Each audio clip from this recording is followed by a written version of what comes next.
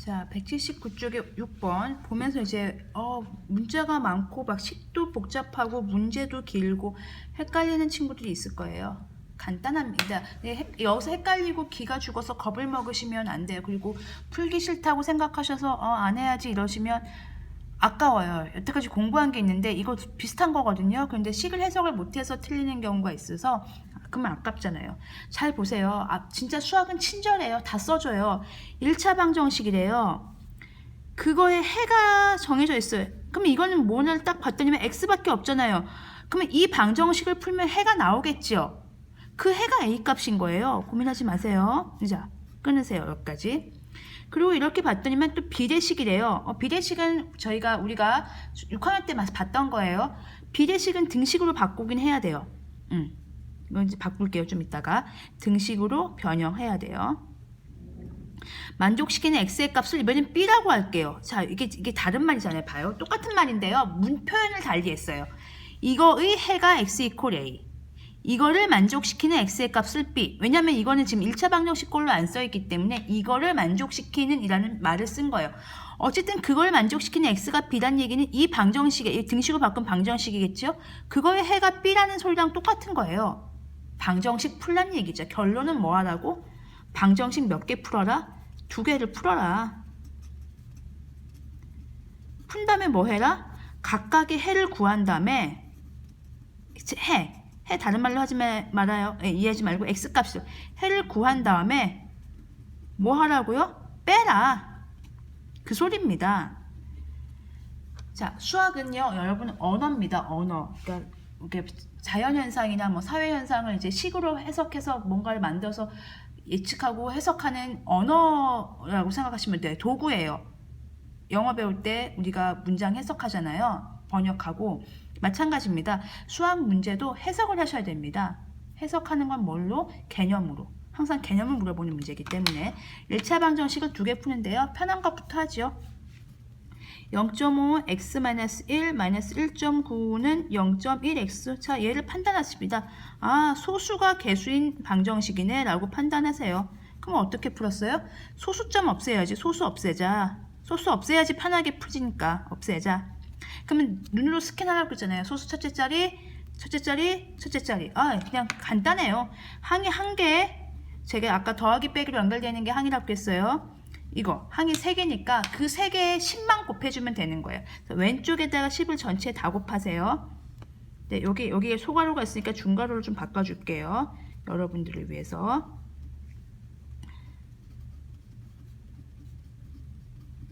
자, 사실 여러분 이렇게 해서 풀었는데요. 이게 더 편합니다. 이제 익숙해지면 이렇게 식을 일일이 쓰지 마시고요. 요걸 한번 이해해 보세요. 제가 항을 끄는 이유가 항 단위로 분석하면 편합니다. 여기도 10을 곱하고요. 여기도 10을 곱하고 여기도 10을 곱할 거예요. 잘 보세요. 여기에다가 10을 곱할 거고요. 여기에다가 10을 곱할 거예요. 그거 쓰면 10 곱하기 0.5 곱하기 x-1이 되는 거고요. 여기는 10 곱하기 1.9가 되는 거고요. 여기는 10 곱하기 0.1x가 되는 거예요. 그거를 빨리 할게요. 여기다가 바로 곱해서 생각하세요. 10을 곱하면 얘가 5로 변신하는 겁니다. 곱하는 이유는 소수를 없애기 위해서, 즉 변신하기 위해서. 0.5가 뭘로 바뀌어요? 5로 바뀝니다. 이렇게. 얘는 안 바뀝니다. 0.5만 곱한 거예요. 10을. 여기 곱하기인데요. 0.5가 대표로 곱해진 거고 얘는 나중에 곱하면 돼요. 그 다음에 곱할 거예요. 차례차례 곱하잖아요. 왜? 1.9 곱하세요. 10을. 그리고 여기다 10 곱하세요. 1x 그냥 x하고 쓰세요. 훨씬 심플하죠.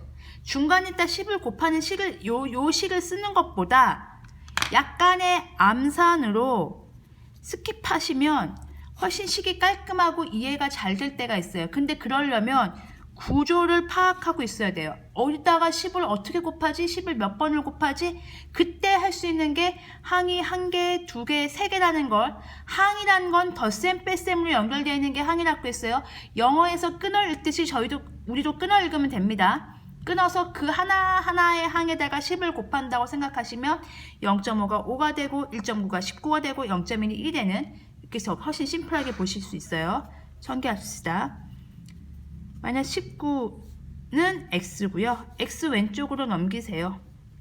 얘는 오른쪽으로 넘기세요. 넘어가면 더하기 되죠. 그러면 4x는 24가 되니까 x는 6이 됩니다. 이해 갔죠? x가 뭐예요? 우리 이게 방정식 푼 게 아니네요. 자, 이제 풀었어요. 심취했더니만 이제 끝난 줄 알았더니 해가 6이 x가 a인데 그게 6인 거잖아요. 해가 a잖아요. 해가 a. 그러니까 결론은 a는 6이 나온 거예요. 자, 걱정 쫄지 마세요. 그냥 a는 6입니다.